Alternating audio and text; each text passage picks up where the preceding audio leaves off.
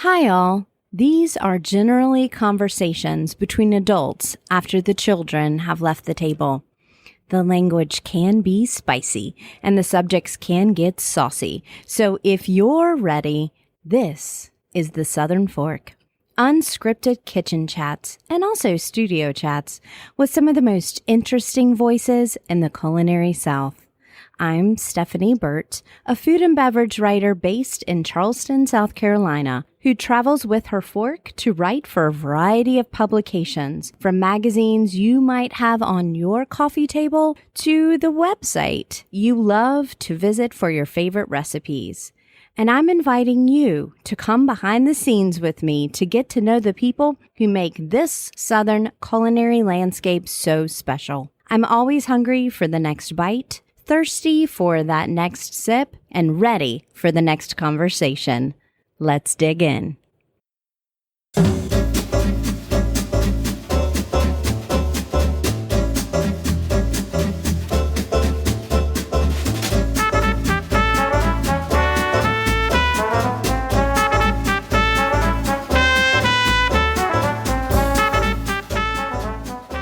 The Southern Fork is sponsored by Smithy Ironware.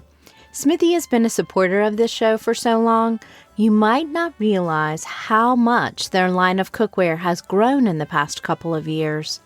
In addition to a range of cast iron skillets, including my beloved number 12 skillet, Smithy now offers a small line of carbon steel cookware hand-forged by blacksmiths on the old Charleston Naval Base. And don't forget their cast iron Dutch ovens featuring a fully polished interior surface, which is a thing of beauty. As a cook, I can vouch that my smithy gets a lot of use. Just check my Instagram feed to confirm that. So if you have a cook in your life this holiday season, it couldn't be easier to get them the perfect gift for cooktop or campfire. Check out the full line of Smithy Ironware at smithy.com. That's Smithy with an E.com. And remember that something as well made as a smithy is an heirloom meant for everyday enjoyment. Use it well and use it for life. It's almost impossible to talk about any food scene in the Boone and Banner Elk, North Carolina area without including Tina Houston. Once you meet her, you know in 5 minutes she is a force, and she's been at the forefront of seasonal local cooking in that pocket of the Appalachian High Country since she began Reid's Catering in 1999. Her enthusiasm for beautiful product, trust of the diners to go on a culinary journey with her, and her love of place have inspired a growing team that now encompasses the catering side, Reid's Cafe, the Beacon Butcher Bar, and a food truck called Betty's Biscuits so she can get her baking fix. Whatever she touches seems to prove that being socially conscious and committed to good food and good people can be delicious. Welcome to the Southern Fork. What an honor. I feel so excited to be a part of this, truly. Thank you. It's been really something to look forward to. Oh, good. Well, thank you. Got you up bright and early on a cloudy Banner Elk, North Carolina morning. But we are sitting inside a lovely little Airbnb cabin right on Main Street in Banner Elk. But I imagined Main Street of Banner Elk to be more buildings closer together. But this is sincerely a small town, and this is kind of the big town to where you cook. Well, at least for Reid's, right? Right. Yeah, you know, we Watauga and Avery are our two large counties on the western side of North Carolina, and they are gigantic, and they really encompass a wide range of locals and tourists and second homeowners. And so you really just have an incredibly diverse area. And that's exactly why I'm here. That's exactly why I've been traipsing about this little high country part of Tennessee and Virginia and North Carolina for the past almost week now. And that's because I wanted to showcase the diversity of a region that is often pointed out as either ski, coal country, or opioid crisis. And there's much more to this area. But I mean, I don't want to use you as a representative of the whole area. I want to talk to you. So before we even go to like female business owner, independent business in a western part of a southern state, I want to ask, what attracted you to cooking as a profession? You know, I've been giving that some deeper thought lately because it's been such a trying year. And, you know, I was raised by a single mother. Mm-hmm. I was hands-on growing up. I was in the kitchen with my mother, with my aunts, my grandmother, who were all fabulous cooks. And I had an Indian nanny, Artie, and she... oh my God. She brought the spice into the kitchen for me personally. Mm-hmm. And as small children, we were allowed to play with food and touch food, and we sat on the floor to eat and to cook. Artie was just a real influence in my life. And a lot of people don't know this even in my company. But Indian food is my specialty. Mm-hmm. And I did have an Indian restaurant for a time in Boone years ago. Mm-hmm. And it's just sort of it's your home food, mm-hmm. right? When you're having a bad day, you come home and those spices, and there's something soul satisfying, about that combination that kind of clicks all of those senses. So, yeah, I mean, like, I have to just say, like, we're sitting here in Western North Carolina where like salt and pepper is like the spice. Mm-hmm. So, can you just talk about your experience as a child eating spices? Because we have, as Americans, this idea that spicy food, a lot of times, at least a lot of Southern Americans, will actually injure our children. And you were eating food that was very well spiced, it seems like. Yeah. I mean, my mother worked in politics, and at the end of her career, law. I got to travel a ton. I was treated like a mini adult, which was a little bit rare in the 70s. And there wasn't anything I was really scared of. And so eating was a huge part of our family. It still is. That's what we do when we get together. And my mother rarely told me no, which is probably a problem now. And as I turn into a adult slowly. And, you know, it just, I just was a little fearless. And that happens in the kitchen. And you need to be fearless to open a business, especially with a margin, just the basis of a margin of a food business. And now you have a catering side, which right now is definitely muted, comparatively speaking, because that's been going on, was it 1999?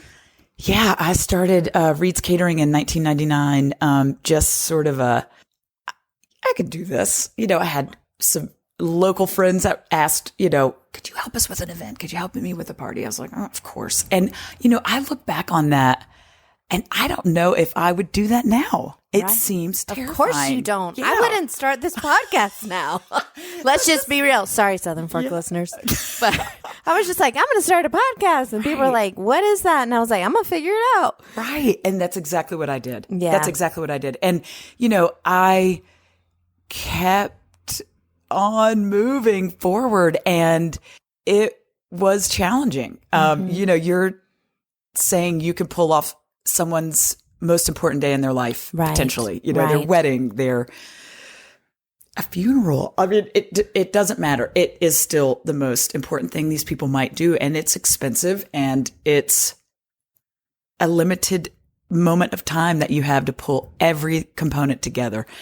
So anyway, I sometimes I think, do I really do that? Like, because you have to be a really flexible, just on top of your game, to make it happen. And, you know, we'll do 4 or 5 weddings in a weekend without blinking.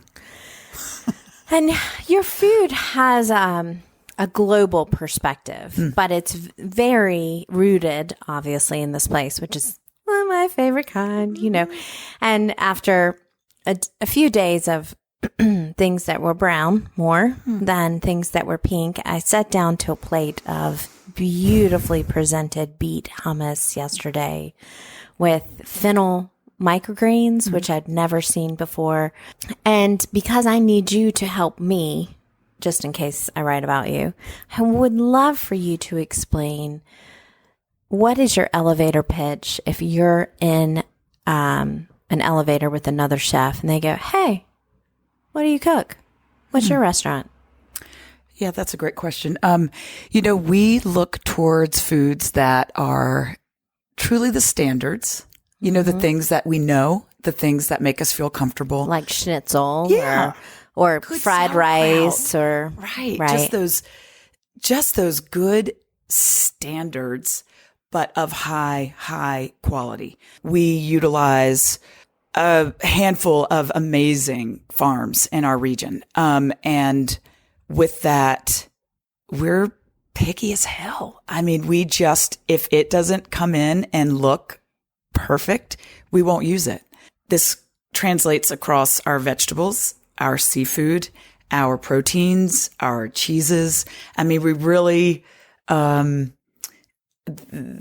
ingredients are what create our plate. It's not us being master chefs. It's our ingredient list, But back in 1999, I mean, this whole farm to table, which chefs that are actually farm to table are like, please don't call me farm to table. But I still have to explain it that way because there are a lot of restaurants, frankly, that still aren't. It's not my personal aesthetic very often, but you're creating a personal and a professional supply chain. And I think Americans right now are seeing a supply chain they've never seen. It's been hidden. It's been just available. You go to the store and there's an orange. And so how did you start connecting with farmers as a caterer, who just said, I can do this? Well, I'll tell you, I run my company on 4 guiding principles: fun, respect, innovation, and community. And so the community piece is huge for us. And it doesn't just translate into the things we buy from those in our community. It translates into what do we do with the things we've sold in our community. And so I'm not here to just put money in my pocket or my staff's pocket. I'm here to keep that big wheel moving. And it is really important to me. We rely on word of mouth. And so if we don't produce a good product, we're done. We're done. We live in a small town, word gets around. And it matters to me. We eat very healthy as a family. We are a very vegetable heavy company. I mean, truly, when you order off our menu, you don't just get the meat, the starch, the veg. I mean, the vegetables really reign supreme on our plate.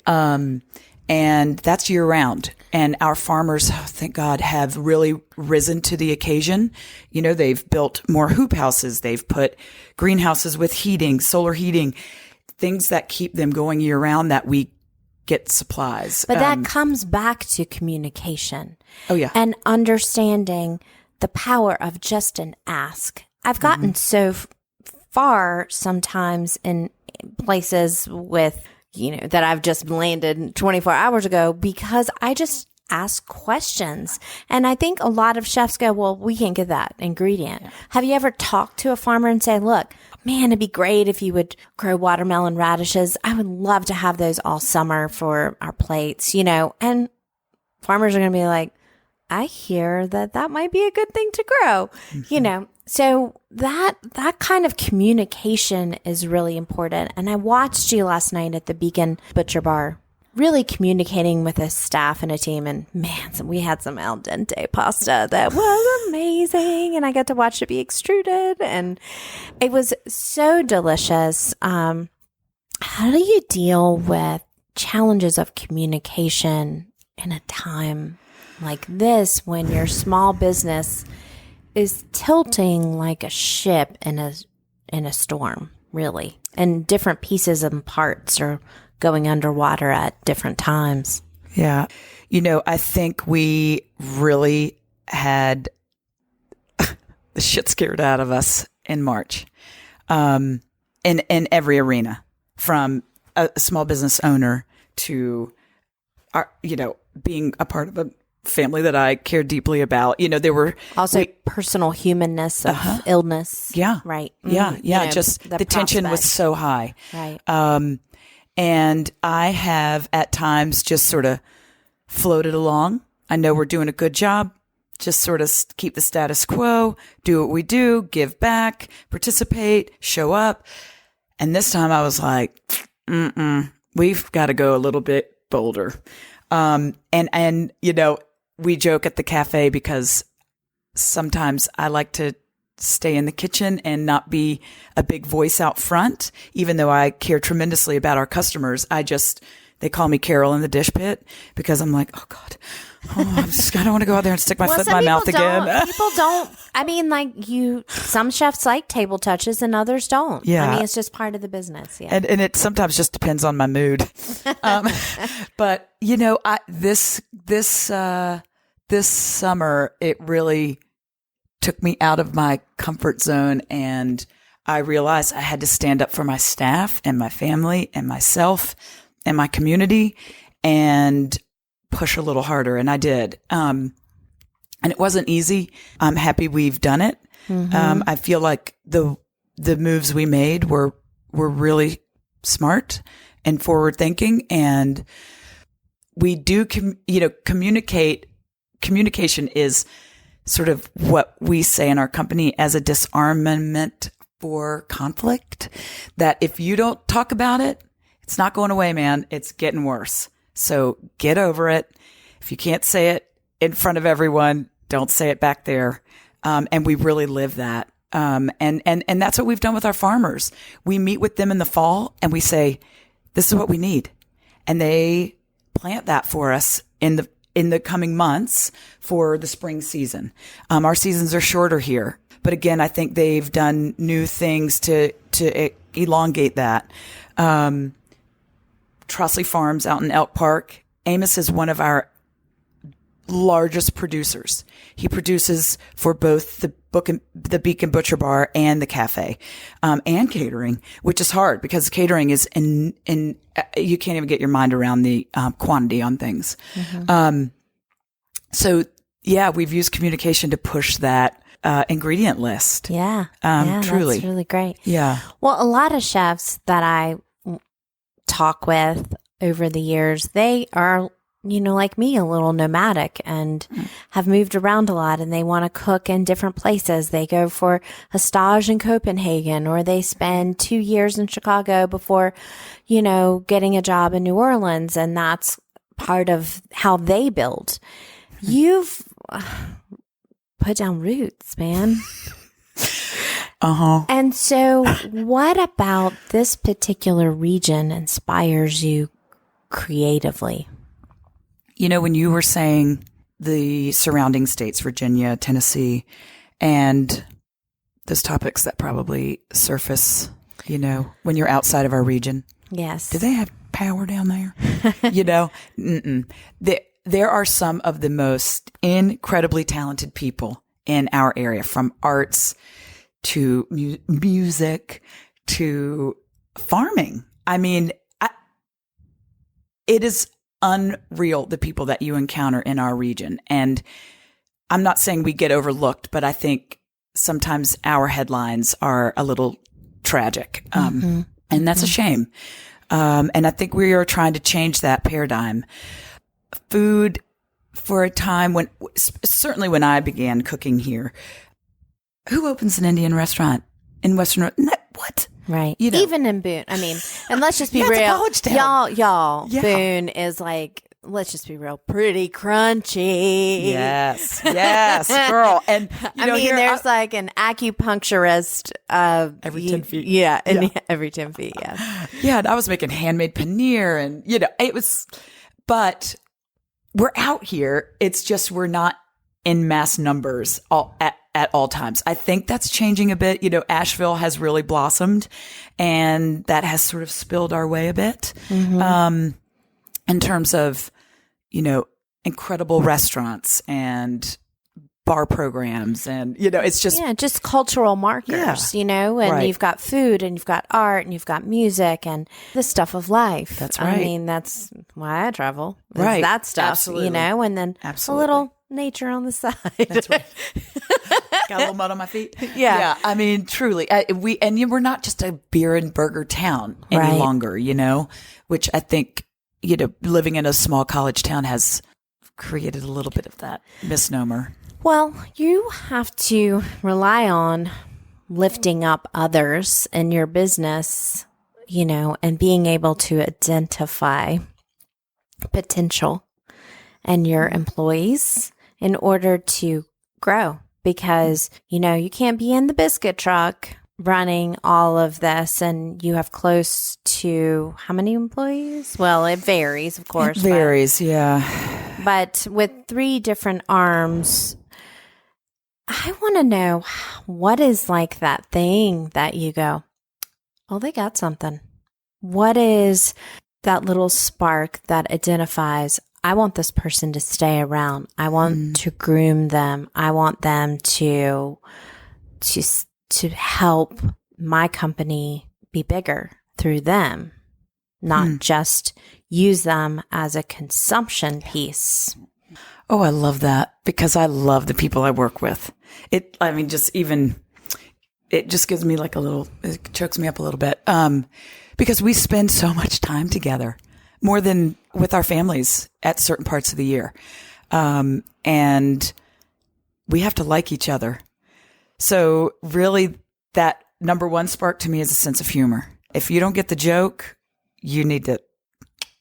I just can't. I really can't. Food is all about love and fun and that tension, that stress that it has no place in our kitchen. And so you have to have a sense of humor and you have to be flexible and positive. And that's just a big, big, big reason that people go the long haul with me. And I've got them, Alex Schober is our head chef at Reid's Cafe. And we've been working together since he was 19. And how old is he now? He just turned 30. And that young man is one of the most talented people I've ever encountered in my life. Everything was just right. He's just a phenom. And he has all the good parts. He's funny. He's hardworking. He shows up. He scrubs the walls. He does it all. And he has this little drama moments, but they're fun. In the end, they're fun.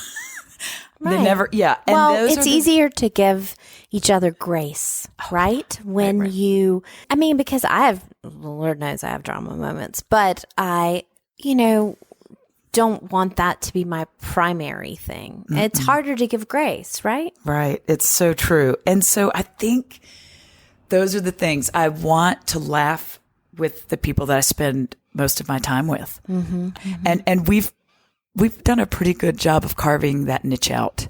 I think it's understood in the area that if you work with Reids, you're going to have a good time. And we're going to do it with, we're going to let loose, but we're also not promoting that binge drinky late night vibe that I think the restaurant industry got mired in in years past. I don't love that. You want to come to work and feel good. You don't want to be hungover. You don't want to be like, ugh. I don't dig that. And so the people I work with are really, really talented. I mean, look at Sean McMullen, what you experienced last night. Right. I mean, what? Where did he come from? It's like. Right. That's why I kept going, say where you were again before. Because we're in there and let's just talk about this before we go into what makes you hungry. I want to tell you, Southern Fork listeners, last night, it's a hard part of the job, but I have to eat a lot on these trips because it's research. And I know you can feel really sad about that for me and whine and do your fake cry and your tiny violins. But it is, after a certain amount of days, pretty hard on your body. I mean, Andrew Knowlton has talked about this from Bonap, and, you know, because you want to honor the people that are bringing their best to you to check out. And so yesterday, it had been one of those long days, but we had, you know, some movement about in the afternoon, and I'm with a really phenomenal photographer, one of my favorite creative partners, Matt Taylor Gross, on this trip. And he looks at me and he goes, you know, I could eat. So we roll up to the Beacon, and we have this dish that is takes 2 days to make the sauce. It has bucatelli and he extruded bucatelli. What was that particular pasta shape? I'd have to look back to my notes. Are we talking about the pork sugo? The pork, yes. Casarecce. Yes. And then, so it's pulled pork. It's been marinated in whey. And so that is, you know, I love a no waste kitchen. Talk about the first time you had that dish when he presented it to you. As like, can we add this to this wine dinner menu? Oh my God. It's become the signature dish at the Beacon. Again, it's the pulled pork braised in whey, finished with shaved fennel and segmented oranges. And they have extra whey because Sean makes all the ricotta used in the different preps in-house. That's right. And so we really strive to be a no waste kitchen. And it was just a brilliant culmination of, what the hell do you do with all this whey? Mm-hmm. I mean, you're looking at, you know, it's a funny byproduct. It's gallons. Yeah. Right. Mm-hmm. And it is just one of the most lovely dishes. It has depth. It's beautiful. It's simple. I mean, there's not much in it. You know, there's about 7 ingredients in it, max. I mean, that's hard to do. Right. And it's got this little bit of funk, umami thing from the whey, and then the pulled pork. And it's, you know, in a region where, I mean, the pig is king in the South because of its, you know, availability and the just actual landscapes of hills and valleys, especially in this region. That's right. And now, Tina, it stays on the menu, right? It does, yeah. I don't normally put my foot down ever. I really am like, well, what do you think? On that one, I just said, Sean, I think you would really disappoint people if that came off the menu. And he agreed. It's just it just has it all. Mm-hmm. And yeah, the handmade pasta program. I mean, that's just been a fun, you know, we use grains from Asheville, from Carolina, mountain ground flours. And we also use a company. Jennifer Lapidus, right? Yes, that's right. That's right. We use that in our sourdough bread as well, and some of our baking. And we also use a company called Farm and Sparrow out of Asheville. Yeah. Mm-hmm. Yeah. And I love to write about the grains. I know. Too. But they're so pretty. And, I know. You know, we just turned into this white, all-purpose flour country for a bit, and we've just got to get back, you know. And we are. So it's just all those good things. Yeah, Sean. We've made it through transferring an event space into a restaurant during a pandemic. You've got a food truck. You have a catering business. You have a husband who creates beautiful artwork, much of which what is gracing the walls of your different places. And you, of course, have Reid's Cafe at the base of Grandfather Mountain. What's making you hungry? Oh my God, man. Well, coffee. I'm a total coffee addict. It's terrible. You know, I think that next trip, I'm really itching to get on a plane. We do a lot of traveling, and that was all, you know, stifled this year. And that's where I find my ideas. Just going, hitting those unknown spots or known spots, sitting together, talking through a meal. that's what I'm hungry for. I need to pack my stuff. Right. Yeah, and a lot of masks. Let me tell you, you're going to need more masks than you think you do. Yeah, I'll wear them all. I already stepped on one this time. I was like, well, that one's gone for the week. Oh my God. And I use the reusables, but also the disposables. And so I've just switched it up. Yeah. What is one aspect of this job that you definitely made up for yourself and have made into a career that really meshes with an aspect of your personality? Well, I'm sort of a big mouth. Let's see. I love baking. I'm hands-on. The renovations that we've done at the Beacon and the biscuit truck and the cafe have been me. I am the contractor when we do renovations. I hire in my favorite subs and we get the work done. I'm really a tactile learner and I love hands-on work. So I think, baking will always be in my bones. It's trying at times to fit that into payroll, scheduling, repairs, meetings, staff, strategic planning, family time, but I have to do it. It's where I find my personal happy place. Yeah. I get it. Yeah. Only one thing. What is one thing that keeps you up at night? Oof. Keeping it going, I feel very responsible to a large group of good people. But I'm very transparent. I'm overly honest with them. And, I worry about their stories, when we're not at work. I want them all to be successful at Reid's and beyond, those are I guess that's it. Mm-hmm. Yeah. Yeah. The better and the bigger you get, the more responsibility you have for others. It's a thing. Yeah. It's a thing. Yeah. Well, I didn't bring it on this trip because I had to bring a lot of different jackets and outfits, but I do have a picnic basket and I can bring it up the hill for you. And it allows me to time travel. It allows me to go back and conscript anybody to make any dish for you that you would like. I can source for you and I can cook a little bit, though, as I often say, a little bit with intimidation for my guests. You don't have to make it into a pretty composed meal. It just needs to be some of your favorite things. What am I going to bring you in that basket? Well, good rosé. I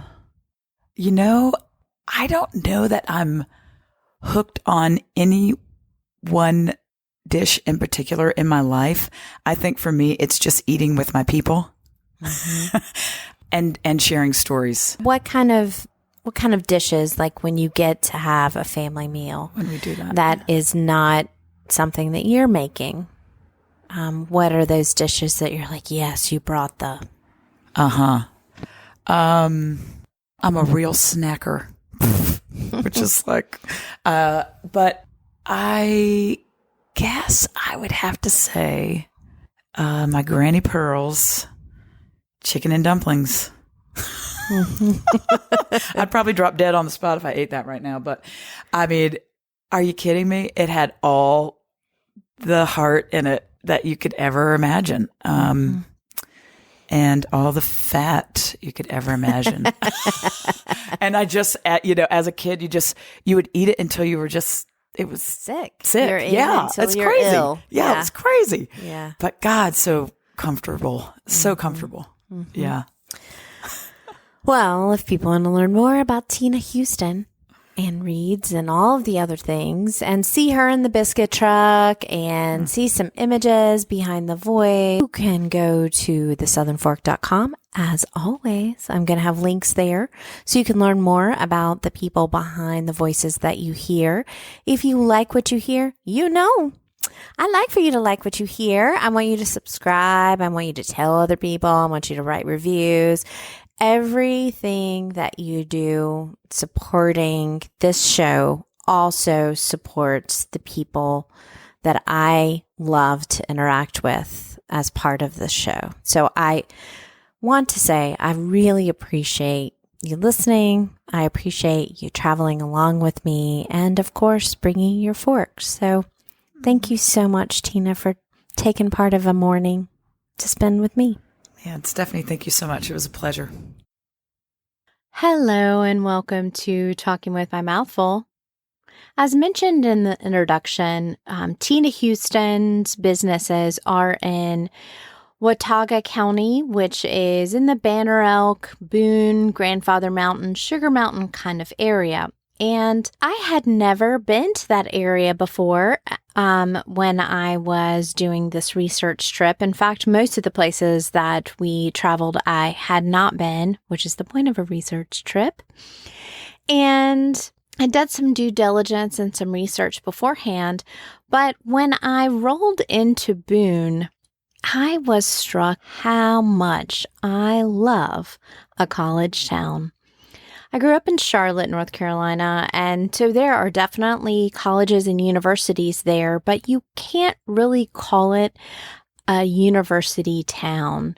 And I didn't really understand that until I went to Chapel Hill, North Carolina, when I was a sophomore in college. So it really just opened my eyes. And what was so fun about Chapel Hill and what's so fun about Boone is you can feel kind of that intellectual energy percolating. There's a lot of young people around. There are a lot of people trying experiments, being open to doing and tasting new things.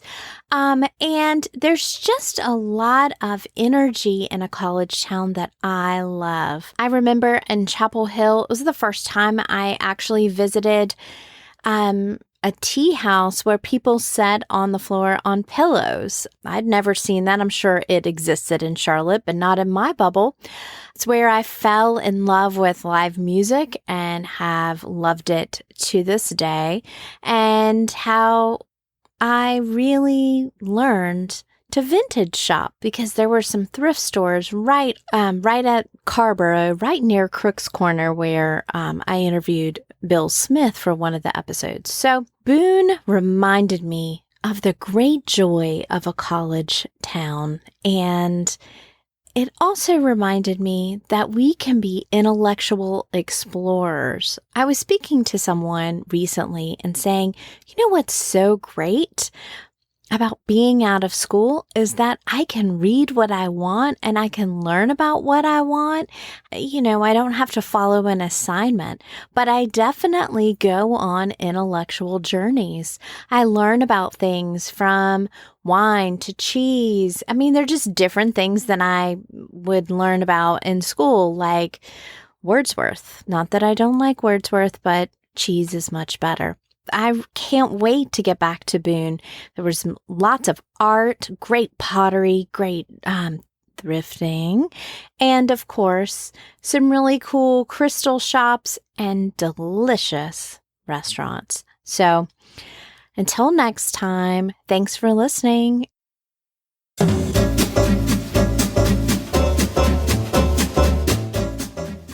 You've been listening to The Southern Fork.